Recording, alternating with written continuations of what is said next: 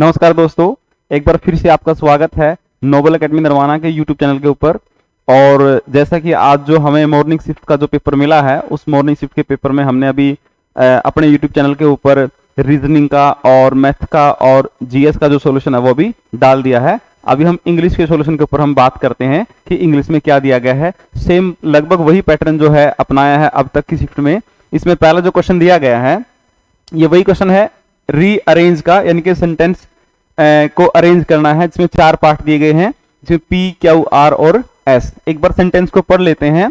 The power to work is a blessing and let us realize that the privilege the love of work is success to work is a gift the. अब देखिए, ये sentence के last में नहीं हो सकता, the से कभी कोई सेंटेंस आपका खत्म नहीं होगा। तो इसके अकॉर्डिंग आपका जो पहला जो ऑप्शन है वो यहां से निकल गया है कि लास्ट में जो आपका जो है ये नहीं आएगा। अब यहां से हम क्वेश्चन की शुरुआत करते हैं। जब भी कोई सेंटेंस हम शुरू करते हैं तो उसमें सब्जेक्ट जो है उसके ऊपर पूरी चीजें डिपेंड रहती है। तो यहाँ कोशिश करेंगे हम इसको अरेंज करने की, जिसमें हम क्या अपना सीक्वेंस निकलेगा। जैसे यहाँ से लेटस है, लेट जो है लेट अस रियलाइज जो है, यहां से हमने मान लीजिए सेंटेंस की शुरुआत करते हैं तो लेट रियलाइज के बाद हमें दिया गया है दैट द प्रिविलेज, यहां पर द दिया गया है। द एक आर्टिकल है और आर्टिकल अपने बाद जो है वो मांगता है किसी भी एक नाउन को। आर्टिकल के बाद किसका यूज होगा? किसी नाउन का। तो सबसे पहले हम किससे शुरुआत करेंगे? हम सबसे पहले शुरुआत किससे करेंगे? हम क्यू से। तो क्यू आपके 2 ऑप्शन में है, एक आपका फर्स्ट है और एक आपका थर्ड है। तो अभी इसमें हम क्यू से शुरुआत हम कर रहे हैं, एस से शुरुआत नहीं होगी।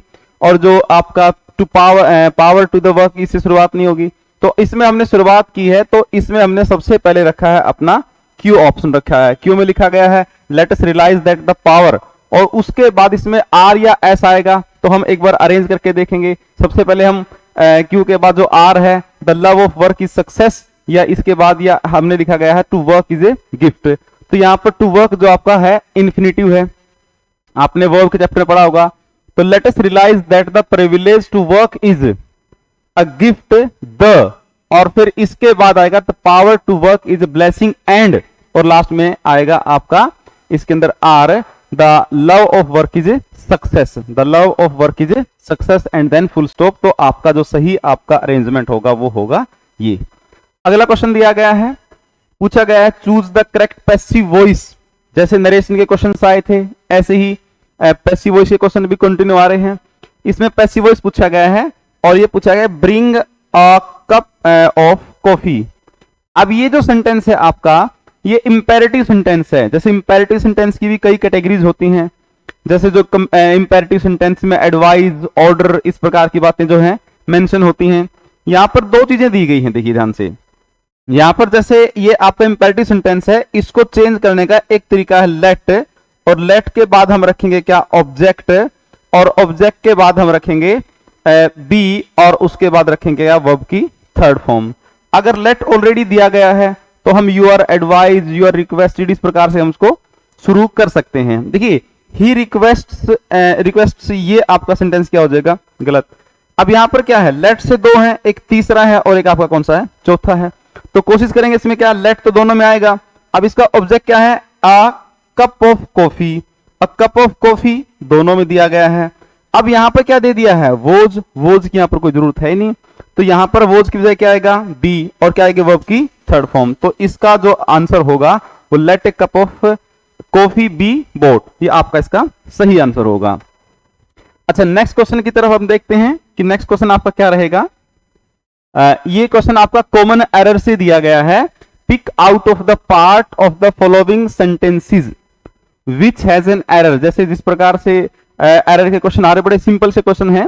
इसमें देखेंगे तो बहुत सिंपल क्वेश्चन आपका, जैसे सेंटेंस को पढ़ते हैं, one of the state in which satyagraha was offered was Rajkot where he spent his youth. ये सेंटेंस आपको दिया गया है।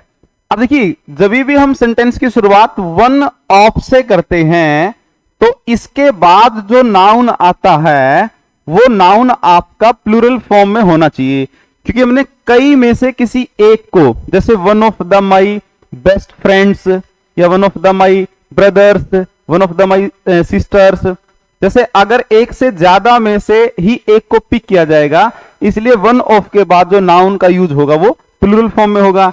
लेकिन यहां पर नाउन कौन सा दिया गया है, सिंगुलर में, इसलिए स्टेट के साथ किसका यूज होगा, एस का, तो स्टेट्स होगा, इसलिए आपका जो राइट आंसर होगा वो ए होगा। स्टेट्स में यहां पर एरर है।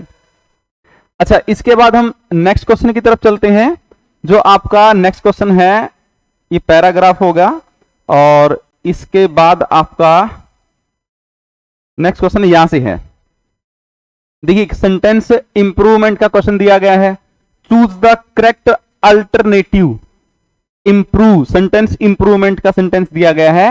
ये कहता है कि डोंट जज each day by the harvest you reap but by the seeds that are planting. ये सेंटेंस दिया गया है कि आपने प्रत्येक दिन को इस प्रकार से जज नहीं करना कि जो आपने फसल जो बोई थी, जो आपने काटी है, और आपने इसमें ध्यान रखना है कि भाई आपने जो सीड्स थे उनकी प्लांटिंग की है, हर चीज को अपने ध्यान में, इस प्रकार का एक सेंटेंस दिया गया है। इस सेंटेंस में हमने दैट आर प्लांटिंग, इस पार्ट को क्या करना, हमने इंप्रूव करना है, रिप्लेस करना। अगर ये आपका सही है तो आपका आंसर क्या हो सकता है, फोर्थ, नो इम्प्रूवमेंट। अब देखिए, मेरे हिसाब से जिसमें जो आंसर जो लग रहा है वो दैट यू प्लांट आपका हो सकता आंसर। तो मेरे हिसाब से इसमें जो 32 क्वेश्चन है, इसमें आपका दैट यू प्लांट क्या है, सही रहेगा। अच्छा, नेक्स्ट क्वेश्चन बोलते हैं। ये फिल इन द ब्लैंक्स में प्रेपोजिशन है, बड़ी सिंपल सी है। The boy Khalistan red here with my brother. The boy, ये जो आपका बॉय है और इसके साथ जो आपने प्रेपोजिशन फिल करनी है, the boy with red here is my brother. मतलब जो लड़का है जो जिसके लाल बाल है वो मेरा क्या है, भाई है। तो यहां पर सही प्रेपोजिशन क्या होगी, विद होगी। अच्छा, इसके बाद जो नेक्स्ट क्वेश्चन की तरफ हम देखते हैं कि नेक्स्ट क्वेश्चन आपका क्या दिया गया है। नेक्स्ट क्वेश्चन के अंदर इसमें पूछा गया है कि आपने इसमें इसके अंदर आपने बेस्ट अल्टरनेटिव यानी कि सिनोनिम पूछा गया है, जिसका सबसे सही मीनिंग बताता होगा। Despite losing a lot of money in the stock market crash, जो स्टॉक मार्केट के क्रैश के कारण जो बहुत सारा धन का घाटा हुआ है, सुरेश रिमेन अनफेज्ड। सुरेश रिमेन अनफेज्ड, यहां अनफेज का जो मतलब है, अनफेज का जो अर्थ है वो निष्पक्ष होता है, निष्पक्ष, इसलिए निष्पक्ष तो आपका यहां पर नहीं आएगा। तो यहां पर जो आपका एप्रोप्रिएट जो होगा वो होगा आपका अनफेज्ड। इसमें जो स्पेलिंग है UNPHAZED, जिसका अर्थ होता है हैरान। भाई इतना बड़ा जो घाटा हुआ है, इतना बड़ा जो घाटा हुआ है, उसके कारण जो है सुरेश अभी भी क्या है, हैरान है, अचंभित है, अनफेज्ड है। नेक्स्ट देखते हैं, इसमें डायरेक्ट स्पीच से इनडायरेक्ट स्पीच में आपने कन्वर्ट करना है, तो डायरेक्ट से इनडायरेक्ट में कन्वर्ट कैसे करेंगे उसको हम देख लेते हैं। अब देखिएगा ध्यान से, यहां पर दिया गया है she said to her father, उसने अपने फादर को कहा will you give me sweets, क्या आप मुझे मिठाइयां देंगे। ये आपका डायरेक्ट स्पीच का है। ऐसे ही कल के जो शिफ्ट थी, दोनों शिफ्टों में इस प्रकार के क्वेश्चन आए थे, आज भी हैं, और शाम की जो आपकी शिफ्ट होगी इवनिंग में, वो भी इसमें क्वेश्चंस आएंगे। अब देखिए, बड़ा सिंपल है, ज्यादा टफ नहीं है। आप लास्ट में देख पा रहे हैं यहाँ पर क्वेश्चन मार्क है, तो क्वेश्चन मार्क है तो इसका मतलब क्या है, और ये किसी ऑक्सिलरी वर्ब से स्टार्ट है, विल शैल से, या आपके ईजेएमआर से स्टार्ट है, तो जिसमें इफ का प्रयोग जो है वो आपका होगा।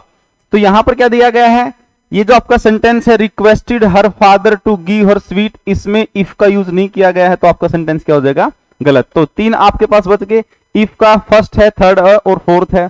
अब देखिए, यहां पर जो है वो उसके फादर से जो है वो पूछ रही है क्वेश्चन, तो इसके लिए आस्क्ड का प्रयोग होगा। तो यहां पर रिक्वेस्टेड है, तो ये भी आपका क्या हो जाएगा, कट जाएगा। तो आस्क्ड 2 में है, फर्स्ट में और फोर्थ में। अब देखते हैं दोनों में फर्क क्या है। अब यहां पर दिया गया शी हैज आस्क्ड, अब यहां पर आस्क्ड के साथ क्या दे दिया, हैज। यहां पर क्या है, सिर्फ आपकी सेड, तो यहां पर हैज का जो यूज है वो क्या है, सही नहीं है। तो इसके अकॉर्डिंग आपका आंसर क्या होगा, फोर्थ होगा। अच्छा, इसके बाद हम क्वेश्चन देख लेते हैं। अगला क्वेश्चन आपका कौन सा है, नेक्स्ट क्वेश्चन देखते हैं। हाँ, करेक्टली स्पेल्ड वर्ड, जो सही आपकी स्पेलिंग है वो वर्ड आपने बताना है। बहुत सिंपल सा है, इसमें बहुत सिंपल। फैमिली शब्द से जो है फेमिलियर बना है, फैमिली शब्द से जो शब्द बना है फेमिलियर बना है, ये फेमिलियर आपका सही स्पेल्ड वर्ड है।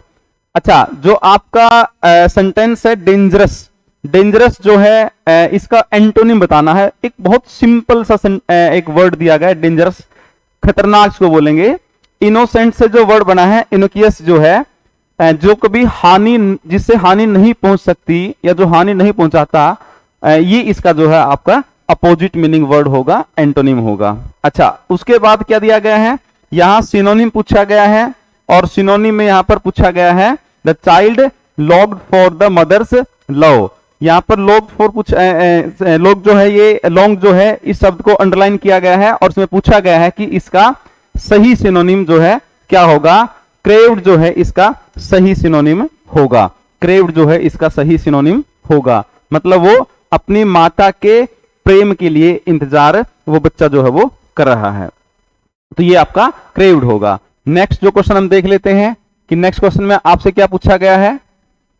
नेक्स्ट क्वेश्चन आपका फिर से एक स्पेलिंग के रिगार्डिंग क्वेश्चन पूछा गया है। देखिए यहां पर इंस्टीट्यूट शब्द एक है, बड़ा सिंपल सा शब्द है, इंस्टीट्यूट रूट वर्ड है और इंस्टीट्यूट से ही जो वर्ड अभी यहां पर पूछा गया है, इसको चेक कर लेते हैं एक बार। इंस्टी, INSTI, INSTU, TI आना चाहिए, ये TU दिया गया यानी कि क्या होगा, गलत। यहां पर INSTI, इंस्टी, ये इंटी दिखा गया है, तो ये भी क्या होगा आपका गलत होगा। यहां पर INSTU, इंस्टू, तो ये भी आपका क्या होगा गलत। तो बच गया क्या आपका थर्ड, इंस्टीट्यूशनलाइज। तो आपका सही आंसर क्या होगा, थर्ड, इंस्टीट्यूशनलाइज। और लास्ट में आपका क्या है, सुजेशन है। सुजेशन शब्द बहुत सिंपल है, कॉमन यूज में होता है। जो आपका पहला है ये भी गलत होगा, SUG सिंगल जी है, ये भी क्या हो जाएगा, गलत हो जाएगा। यहां डबल S दे दिया है, ये भी क्या हो जाएगा, गलत हो जाएगा। और आपका सही आंसर क्या होगा, थर्ड होगा। ये कुछ संभावित आपके जो प्रश्नों के जो उत्तर हैं, और अभी आपकी जो इवनिंग शिफ्ट जो होगी, इवनिंग शिफ्ट के अंदर भी आपके इस प्रकार से सॉल्यूशन आपको देंगे। और एक बहुत अच्छी अनाउंसमेंट आपके सामने हम कर रहे हैं, आप यहां देख पा रहे हैं, यहां पर जो आपने लिखा SSC GD, अभी SSC GD के लिए अप्रोक्सीमेट 24,000 जो पोस्ट हैं, वो 24,000 पोस्ट के करीब आई हैं, जो पैरामिलिट्री फोर्सेस के लिए हैं और उसमें कांस्टेबल की पोस्ट के लिए आई हैं। तो लगभग 24,000 पोस्ट जो अभी आई हैं, उनके लिए एक बैच की अनाउंसमेंट की है SSC GD। अभी 10 नवंबर 2022 से हम इस बैच को शुरू कर रहे हैं। ये पूरी टीम आपके साथ तैयार है, सुनील सर, मैं, Baljeet sir, Manjeet sir, Anita ma'am, Priya ma'am और प्रदीप सर, पूरी टीम आपके साथ तैयार है। आप आइएगा, 2 दिन की फ्री ऑफ कॉस्ट आपकी डेमो होगी और 2 दिन की डेमो के बाद जब आपको सेटिस्फेक्शन होगा तब आप एडमिशन ले सकते हैं।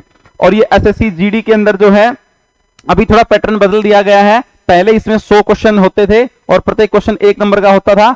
अब क्वेश्चनों की संख्या घटा दी गई है और इसमें जो प्रत्येक क्वेश्चन है वो 2 नंबर का कर दिया गया है। अब 80 क्वेश्चन आएंगे आपके और टोटल जो आपके 160 नंबर से इसमें आपकी मेरिट बनेगी। तो इसमें हिंदी और इंग्लिश आपकी ऑप्शनल होती है, दोनों आपको शानदार क्लास दी जाएंगी। अगर आप हिंदी पढ़ना चाहें हिंदी, या फिर आप इंग्लिश अटेम्प्ट करना चाहें तो आप इंग्लिश भी अटेम्प्ट कर सकते हैं। BSF, CRPF, ITBP, Assam rifle, CISF, सशस्त्र सीमा बल, SSB जैसी पैरामिलिट्री फोर्सेस जो गृह मंत्रालय के अंतर्गत आती हैं, इन सब के लिए जो ये वैकेंसी निकाली गई है। इसके साथ में अगर आपको बताऊं, एक और बैच हमारा जो है CET के रिगार्डिंग, जैसे CET C ग्रुप के लिए चल रहा है, ऐसे CET का एक D ग्रुप का एग्जाम भी आपका जो होगा नेक्स्ट ईयर, उसके लिए भी अभी हमने एक बैच अनाउंस किया है, वो भी 10 तारीख से आपका शुरू होगा। और इसमें भी वही पूरी जो टीम आपके लिए तैयार है। आप विजिट कर सकते हैं नोबल एकेडमी दरवाना, नियर विश्वकर्मा चौक। जय हिंद, जय भारत।